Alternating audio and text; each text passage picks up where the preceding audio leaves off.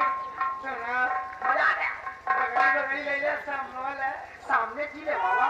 हाँ सामने अंदर चढ़कर ले अच्छा सब बात छोड़ा ये बता तो का कैसे लागत है ऐसे हमका बहुत ही खट्टा खट्टा लागत है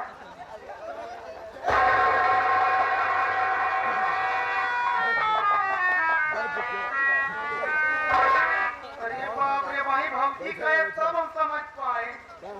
नहीं मान लो पेटे बाटे मार रगरे पारा बाटे आ तू हमार मन से दो खूंट है खड़ा बगली ओसे रगरवावा था ये के बाद मारे उठ के भाड़ा गिर गया ए नो टंकी वाले पे जो करे भेज पैसा ले जाओ ये ले नाम ले जाओ जोकर है